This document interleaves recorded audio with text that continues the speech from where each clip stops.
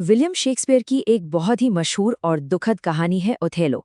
ये कहानी आज भी उतनी ही सच्ची लगती है जितनी सदियों पहले थी, क्योंकि ये उन इंसानी जज्बातों के बारे में है जो कभी नहीं बदलते। प्यार, जलन और धोखा। असल में इस पूरी कहानी का ताना बाना इन्हीं तीन धागों से बुना गया है। एक तरफ है बेपनाह मोहब्बत, तो दूसरी तरफ है जहरीली जलन, और इन दोनों के बीच है एक ऐसा धोखा जो सब कुछ तबाह कर देता है। तो चलिए कहानी को बिल्कुल शुरू से शुरू करते हैं और देखते हैं कि ये सब कैसे शुरू हुआ। अच्छा, कहानी में आगे बढ़ने से पहले ये देख लेते हैं कि इसमें कौन कौन है।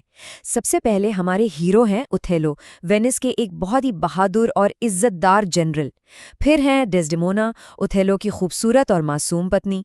और फिर आता है इयागो, इस कहानी का असली विलन, जो कहने को तो ओथेलो का एक वफादार सैनिक है। साथ में है कैसियो, ओथेलो का भरोसेमंद लेफ्टिनेंट, और एक है रॉड्रिगो, जो डेस्डेमोना से एक तरफा प्यार करता है।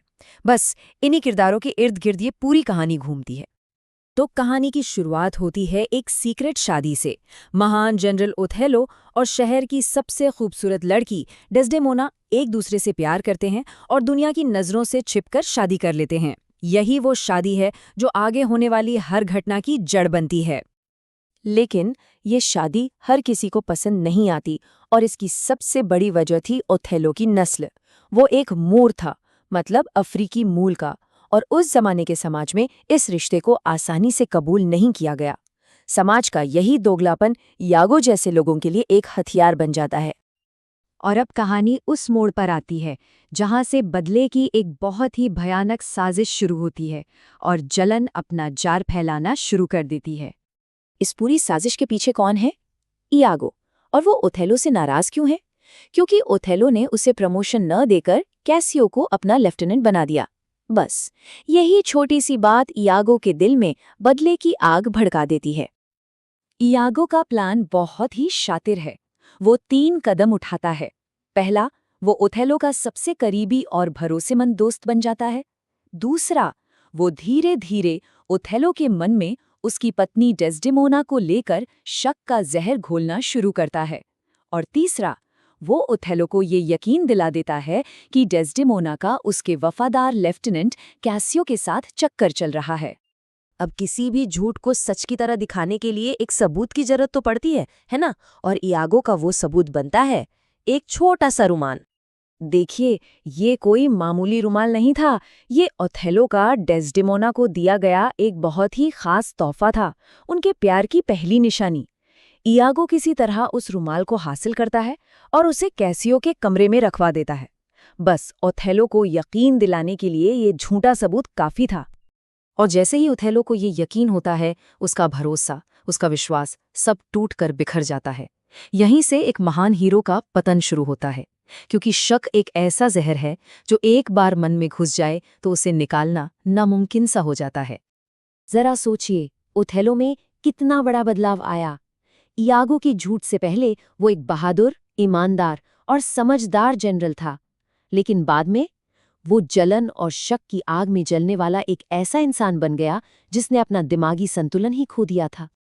तो इयागो के झूठ पर पूरी तरह यकीन करके ओथेलो एक बहुत ही भयानक फैसला लेता है।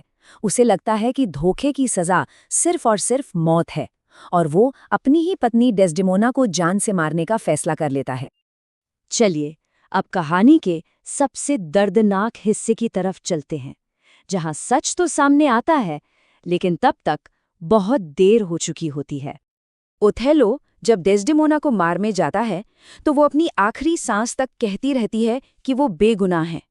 उसके आखिरी शब्द होते हैं, मैंने कुछ गलत नहीं किया। पर जलन में अंधा हो चुका ओथेलो उसकी एक नहीं सुनता।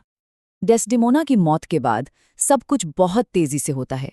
ओथेलो अपनी पत्नी को मार देता है। इसके ठीक बाद इयागो की पूरी साजिश का पर्दाफाश हो जाता है। जब ओथेलो को अपनी भयानक गलती का एहसास होता है, तो वो पछतावे में खुद को भी मार डालता है, और आखिर में इयागो को उसके गुनाहों के लिए पकड़ लिया जाता है। तो अंत में क्या हुआ? इयागो पकड़ा गया, लेकिन उसने जो तबाही मचाई उसे कोई ठीक नहीं कर सकता। कैसियो को नया जनरल बना दिया गया, और ये कहानी एक भयानक ट्रेजेडी पर खत्म हो जाती है। इस पूरी कहानी का बस एक ही मतलब निकलता है कि कैसे जलन और धोखे ने कई मासूम जानें ले ली। ओथेलो और डेस्डेमोना का प्यार एक झूठी साजिश और गहरे शक की वजह से पूरी तरह बर्बाद हो गया। ये कहानी हमारे लिए एक बहुत बड़ा सवाल छोड़ जाती है कि जलन और धोखा आखिर कितने विनाशकारी हो सकते हैं। ये सिर्फ रिश्ते नहीं तोड़ते, ये जिंदगियां खत्म कर देते हैं। और ये एक ऐसा सवाल है जिसके बारे में हम सबको सोचना चाहिए।